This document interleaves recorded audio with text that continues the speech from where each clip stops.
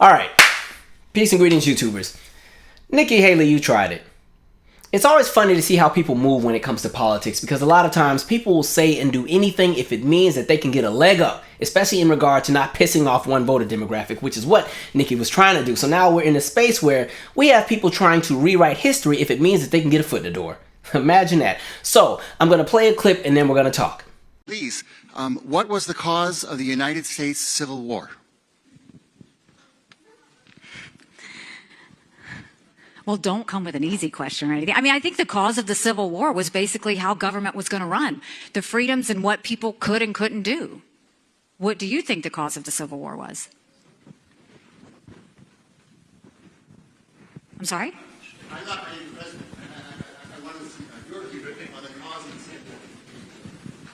I mean, I think it always comes down to the role of government. We need to have capitalism. We need to have economic freedom. We need to make sure that we do all things so that individuals have the liberties so that they can have freedom of speech, freedom of religion, freedom to do or be anything they want to be without government getting in the way. Thank you. And in the year 2023, it's astonishing to me that you answer that question without mentioning the word slavery. What do you want me to say about slavery? You answered my question. Thank you. Next question. And actually, before I go into my 2 cents, she caught some backlash, so she tried to go on the news and clear up some of the things that she said. So let's go to that clip first, and then we'll talk for real this time. Civil War was about slavery. We know that. That's the easy part of it. What I was saying was, what does it mean to us today? What it means to us today is about freedom. That's what that was all about. It was about individual freedom. It was about economic freedom. It was about individual rights. Our goal is to make sure, no, we never go back to the stain of slavery, but what's the lesson in all of that? What's always been so interesting to me is whenever there's a conversation about the Civil War, for some reason, I mean, I know, we all know the obvious reasons, but folks love to run from the conversation of slavery, and they will talk about everything else under the sun and try to paint slavery to just to be like a little asterisk in the part of the conversation. You know what I mean? Look at it like a big giant, 20-inch piece of pizza, like the big giant round pizza you get at the restaurant, right? When you start talking about what are the ingredients that went into the Civil War, if you're treated like a pizza, they will say everything under the sun. They'll talk about the economy and states' rights and fighting against what the North was doing to the South and this, that, and the third, and the rights to just stand on our own and not have to deal with whatever it is that they deal with. And then when it comes to the actual conversation about the slavery, they try to act like it's not a part of the main dish. They'll treat slavery like it's some olives you just sprinkle on the top. And then they're like, well, actually, you know what? Everybody doesn't really eat olives, so maybe we can just take those off. Yeah, take those off, right? That's how they kind of treat slavery in these conversations, and it's just very interesting to me because the funniest bit is watching, especially in the second clip, watching Nikki go on this tangent about individual freedoms and liberty and being able to just do what you want without the government imposing and blah, blah, blah, blah, blah. And then the biggest question I have is, well, what about the individual freedoms of the people that are actually enslaved? Right? They are never a part of the conversation. So folks will sit here and spend all day talking about individual liberties and freedoms and the right to exist and freedom of this and freedom of that. And they always erase the blackness out of the conversation. They say to hell with the 4 million people at the time who were still enslaved. They're not a part of this conversation. This is about the governments and what the people wanted. And I'm like, y'all will spend all day erasing blackness out of the conversation, erasing slavery out of the conversation, because in order to continue to paint this idea of American exceptionalism, you have to paint America to be a country that's not flawed. And because when it comes to America and the conversation of race, because white people see themselves as America and everybody else as collateral and just be happy you're here, the idea of going against the grain when it comes to conversations of American exceptionalism by critiquing the faults and the flaws within the United States is an attack on whiteness. And so every single time when it comes to things like slavery or Jim Crow or redlining or housing discrimination or convict leasing or anything that has to do with the atrocities where a different group of people are oppressed at the hands of whiteness and white systems and white people, they will always walk on eggshells and try to restructure and change the narrative. And that's exactly what Nikki Haley was trying to do. And so one of the other things that you always end up getting when we're talking about the Civil War is people really love to push the narrative and just solely make this a conversation on states' rights. Sometimes people will come on my stuff and say the Civil War was not about slavery. The sole purpose, it wasn't just about slavery. And they'll start talking about the economy and all this other stuff. And I'm like, at the end of the day, Every argument you want to make about the Civil War and the beef that the North had with the South, it all still ties to slavery, no matter how many ways you want to paint it. It's a conversation of give and take. It's a conversation of cause and effect, all right? The conversation of the economies and the people being pissed at the governments and everything, that's the end result of slavery being a system that's in power. But see, what happens is when you have painted yourself to be a demographic that is flawless, you've painted yourself to be a demographic that is absolved of any responsibility of any of the flaws that exist within America, to the point where you can create a system where you have people who are now immigrants, where both of their parents have come from India and they run for office. They will erase their own lineage and their own heritage if it means they can get a foot in the door, and they will align with the same white talking points if it means that they got a shot at being a GOP nominee. And that's some nonsense. And so when we're talking about states' rights, we've always been taught that, and I've done a video on this, which I'm about to reference and play for y'all in a second, but we've always been taught that the conversation of the Civil War was kind of almost like a parallel to what we saw with the Revolutionary War, where it's the conversation about the UK and the king and how the king was ruining everything. You know, he was taxing the tea, you know, and the tyranny that the people had to fight against. And they were just taxing the people, and the redcoats kept coming in and taking over everything. And we had to do this and we had to do that. And we just had to fight for revolution, for the people to be free, right? So that's what we're taught with the Revolutionary War. And so when we get to the Civil War, they almost try to paint that same narrative where let's paint the South to be the United States. Let's paint the North to be just like the UK. It's almost like we're in the same game again. They're trying to take our freedoms. They're trying to do everything. How are we supposed to make it? We must fight against the big bad guy. This is David and Goliath. And we are little David. All we got is a slingshot against the big bad North. And by the way, this is not an endorsement of the North either, because at the end of the day, black people were oppressed, and it didn't matter what state or territory you were in. Black people were dealing with BS as long as we've been here. But that's the narrative that's always painted. And what we always forget is the conversation of states' rights worked both ways. What people would have to also start to understand, because again, when we come to history and we talk about history, a lot of times people will stretch and shift the narrative to fit a specific kind of like propaganda approach, right? And so our conversation and our approach to states' rights has always been about what the North was doing to the South, what the North was doing to the South. The North is the older brother that's 17 that's walked into the room with the two 5-year-old younger brothers and kicked over their Monopoly game while they were midway through, right? That's the narrative. When in reality, if we're talking about states' rights, understand that one of the main reasons why the South seceded from the Union, especially South Carolina, the first state to do so, which is also the very state that both Tim Scott and Nikki Haley are from, and both of these two are individuals who try to keep claiming that racism isn't a thing in the United States and have tried to repaint the narrative of what has happened during the Civil War, what triggered it. You know, one of the main reasons why we saw the South secede was, again, the conversation of states' rights, but because they didn't like the fact that the North was utilizing their state right to do what it is that they wanted to do in regard to how they dealt with slavery up there. So let's go to a video that I already made so I don't have to reinvent the wheel, and then we'll talk.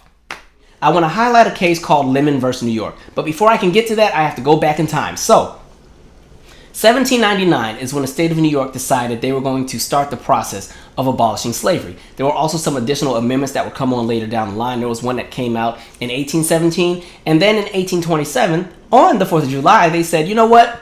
We're going to just pretty much free everybody. If you are in the state of New York and you are enslaved, you are now free. However, there was one stipulation.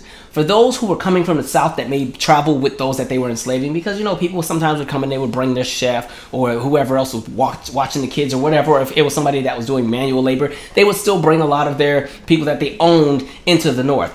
New York had a stipulation where it was like, okay, you can still bring those that you own into our state, but you cannot be here for longer than 9 months with that person, or that person is now free. Then in 1841, they decided we don't even want to really polish and have these transit laws either. Now we're at a point where if you just come into our state with anybody that is owned, they are automatically free as soon as they come into our state border. So pretty much don't bring anybody to our state in which you own, because they're going to be free as soon as they cross into our state. This brings us to the Lemons family. So there's a guy named Jonathan and his wife. They were residents of the state of Virginia, and they had about 8 or 9 people that they owned. And so they were planning to move from the state of Virginia to Texas. And for some reason, they had this very unique route that they were going to take. Like, they were leaving from Norfolk, and they took a boat to Richmond. And then from there, they were going to take a boat from Richmond to New York, and then take all the rivers from New York down to Texas. I don't know why they chose that route, but that's the route they chose. Make it make sense. Anyway, this is 1852. They get to New York. There is a man named Louis Napoleon. And Louis Napoleon is a black man who was freed. He also is an activist, and he works with a lot of people who fight to ensure that people who come into New York that are enslaved are free. There were a lot of black people in the state at the time where it was their mission to find out when families were coming into ports that own people and then do what they can to get those people free. And so Louis Napoleon finds out about the Lemons family coming into New York. He gets the details and finds out everything. He's able to actually get a court junction from the judge that stops the transit of that family from going from New York to Texas. Pretty much, the state says you cannot travel to Texas with these 8 or 9 people that you all own because technically they are free in the state. They are no longer your property. And so, of course, all hell breaks loose. And so this ends up going to court. And they go to court, and pretty much the defense on the Lemons team is saying, well, no, because there's a law that came out in 1824 after the case of Gibbons versus Ogden, where it said pretty much no state can interfere with the commerce of another state punitively, meaning whatever happens in my state is my state's business, and if I bring my business from my state into your state can't do anything about it, because again, these laws are now left up to the federal government. Pause. I find it so funny that people like to pick and choose when they want to be states' rights and then federal government. I'm like, you were all about states' rights, now you want to latch onto the federal government. Okay. Anyway, play. And so their argument is no, because of that decision back in 1824, you can't go and enforce this because, again, you're interfering with our interstate commerce because this is business. These are not people. This is property. I'm traveling with my property. You can't enforce your rules on what's happening with me and my state because, again, these are my own state laws. And, again, federally, they're saying that you can't impose on what we're doing. And New York says absolutely not because, again, like we said, by 1841, we already made a decision. If you come into our state, you're free. Secondly, why would you come to New York when you know that we have these laws, and why didn't you just take a different route to begin with? So New York is like, absolutely not. They push it out. They rule in favor of pretty much the state and Louis Napoleon, and they say these people that you had enslaved are now free. They're not your property, but we'll make a deal. We will actually pay you the value of each of the people that you enslaved and send you on your way to Texas. Now, Lemon's family was like, oh, no, we're not doing that because you know what? We've raised these people and, you know, we've trained them to do everything we need them to do, and they know how to do everything exactly how we like it, and we don't want to waste time going and retraining 8 or 9 new people to do everything that we need. So, no. So they go to the New York Court of Appeals. And so New York Court of Appeals is like, y'all messed up because y'all should have stuck with the first original, junction. Because, again, they said what they said and we said what we said. So, no, they are free. And on top of that, we're not going to pay you the difference or the value of what each person is worth because, again, we don't do slavery here. So, no, that's on you. You should have taken a different route. So it is what it is. Too bad. So sad. And so the case gets ready to get pushed into the Supreme Court because now at this point it's 1860 at this point. However, the case is never heard at the Supreme Court because the Civil War starts. So let's rewind a little tiny bit. Just before the Civil War starts, one of the things that was happening in this conversation of states' rights is a place like South Carolina, the residents were livid because this specific case made its rounds around the South where people were hearing, New York is over there tripping. Don't send nobody to New York. Things are crazy. Like, they were pissed off because they're like, New York is not respecting the laws that we've set for ourselves within our residents and within our states. And if we're doing our business, what does New York have to do about it? Or what does that have to do with anything? So they're pissed about that. But other states in the North are also exercising their states' rights to not participate in the foolery. So a state like Pennsylvania decided, yes, we know that fugitive slave laws are a thing. And remember, this was just pretty much saying that if someone who was enslaved escaped to the North, it was the North's responsibility to pretty much send them back to the South and send them back to wherever they were supposed to go. But Pennsylvania was like, we don't want to waste our money doing that because we could use that to continue building our industry because now we're coming into the industrial era or the beginnings of it. So why are we going to waste all our good resources using our police force and everybody else to go and do that? I mean, it's kind of up to the different jurisdictions, but we're really not going to enforce it. We're not pressed about it. So pretty much just tell your people that, hey, if they come to our state, it is what it is. And so now people in the South are getting mad because they're recognizing that a lot of those who are enslaved are finding out that if you can just get to Pennsylvania, they're not even going to send you back. And, if you can get to New York, it's even better because now you're free. So, just pray that you can get to one of those 2 states and you're good to go. So you're starting to watch some people escape and so on and so forth. It's pissing them off. And you have a state like New Hampshire that decides that black men are eligible to vote. And that pisses them off even more in the South because, again, once they heard the Dred Scott case back in 1856 and it was reiterated again that black people were not people and they were only 3/5 of a person, a whole lot of people were mad like, wait a minute, how you going to let them vote? They ain't even people. And white women down there were pissed off too because they're like, wait, now we don't even get to vote. You mean to tell me black men in New Hampshire get to vote? Absolutely not. It was decided, no, you people are not even people. 3/5 of a person. What do you mean they're allowed to vote? Now we're letting them vote too. They get to be free over in New York. They get to do whatever they want in Pennsylvania, break the law, and not come back to the South to face justice. And now they're voting? You mean to tell me they're voting? They're going to make decisions that can possibly play a role into what happens to me down here? Absolutely not. And so the people in the South are just absolutely livid because they're like, we can't even travel to the North anymore because they're going to snatch those that we own. We can't do anything. Everything is out of control. We have no voice. We are out of here. And that's one of the main reasons why South Carolina was the first state to secede from the Union and say, F this United States crap, we're out. And so it goes and it goes further. But again, when we talk about words, it's never been presented that way to most of us. We were always taught that, oh, it was the big bad North came down and they were beating up the South. And again, but I mean, all of it plays into a correlating circle. But it's just interesting that, you know, when we have these conversations, words are twisted.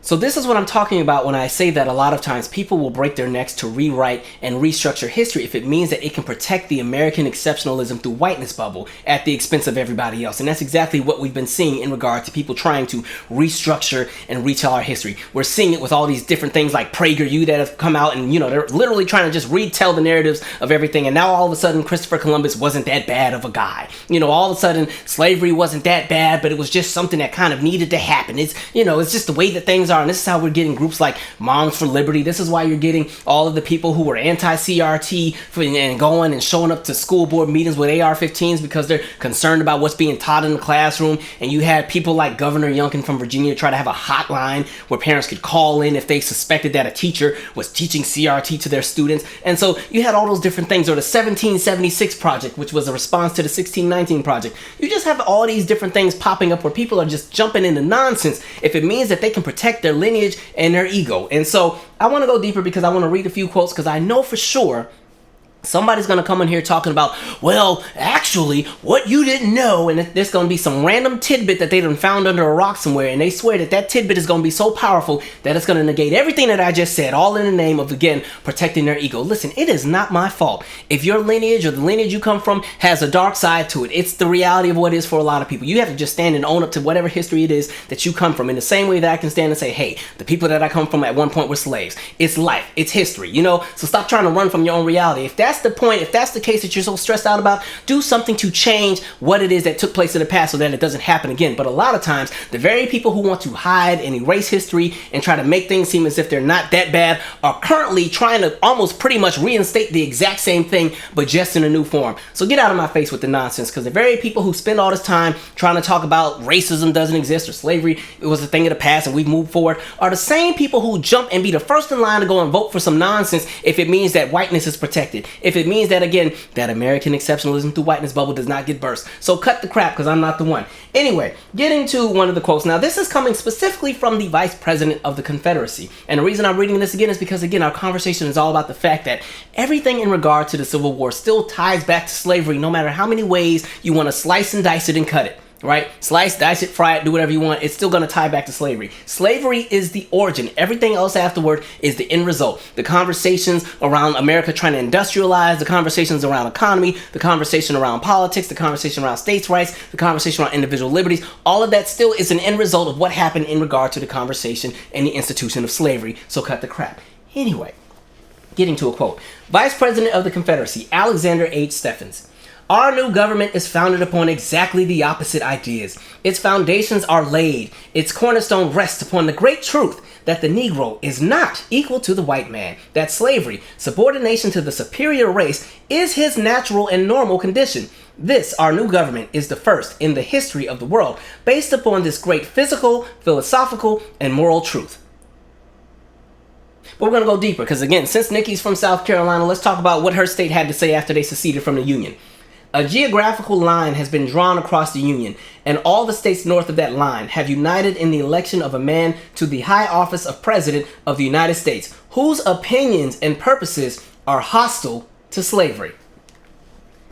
Y'all stop playing in our faces, right? And so again, understand that, like I said before, everything still ties to slavery. So when people try to make this conversation about the economy, so let's talk economics. Now, as we know, one of the main reasons why the South wanted to really fight the North was centered around the conversation of economics. What was the economy in the South? Slaves, people who were enslaved, people who were doing work for free labor. It brought in all kinds of money. So please understand that even though the North at this point was starting to get rid of slavery and have all these different laws, and they weren't cooperating with the Southern states in regard to ensuring that the South could still maintain the people that were enslaved if they snuck off to the North, understand that for the South, the ending of slavery meant the end of their livelihood. And one other thing too, because this is not just about plantation owners. We already know that the majority of white people in the South did not own slaves. But I think we need to look at slavery like Walmart, okay? Look at how Walmart has always had a business model. It's starting to change now in modern times. But when we talk about 20 years back and before then, most of the time, where did they always open a Walmart? It was always in some rural town where there's not a lot of mom and pop stores or industry, or maybe there's some mom and pop stores,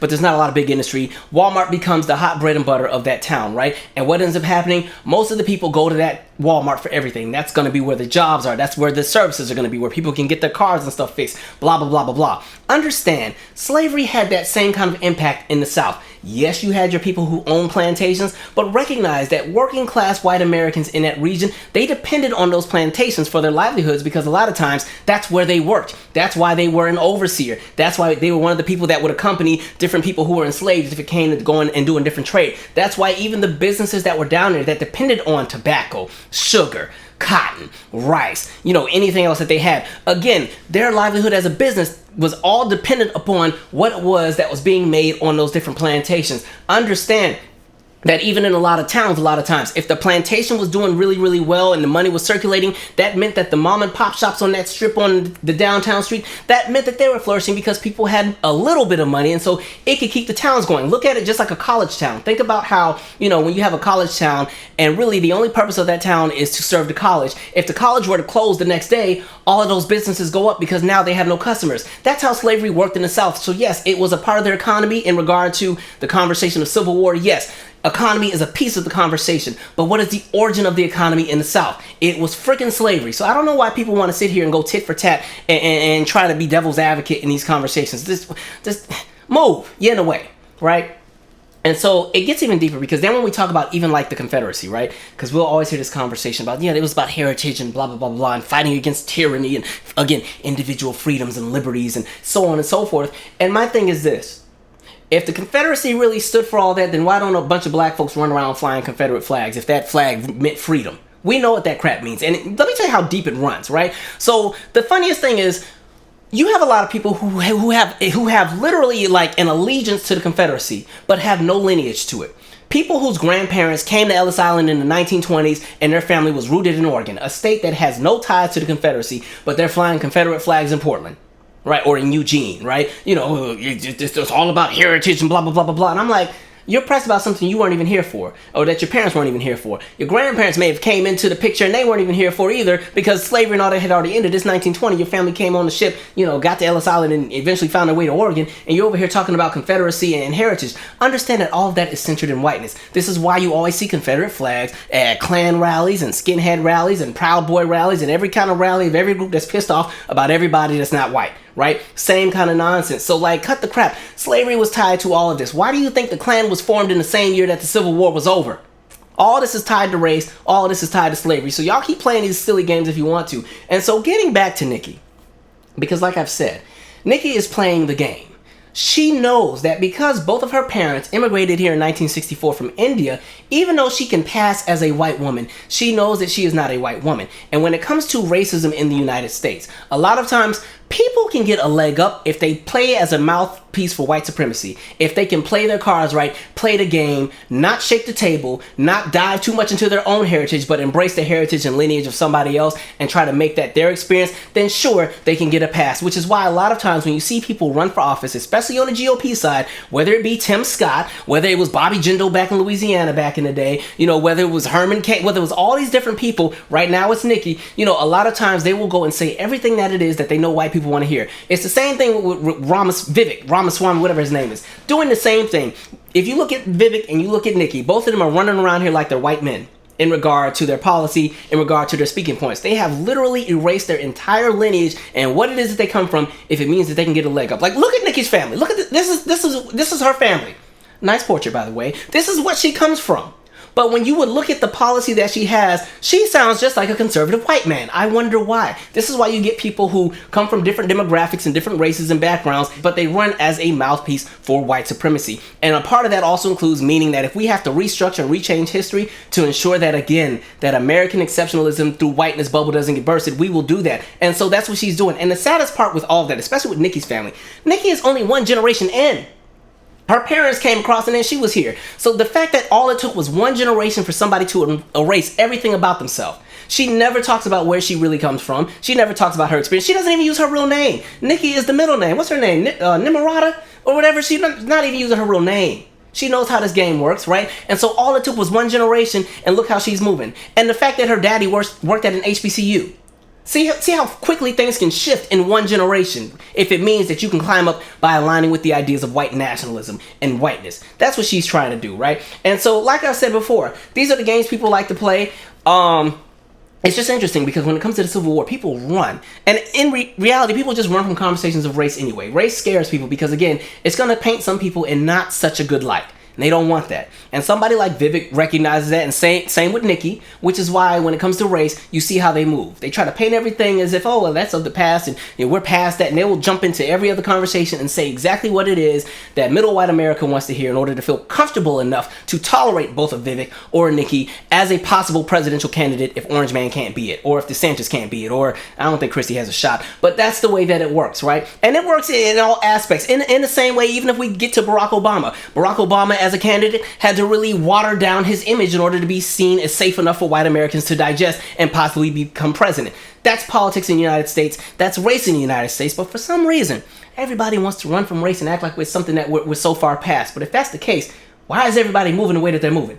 Anyway, I'm out. Share your 2 cents. Subscribe.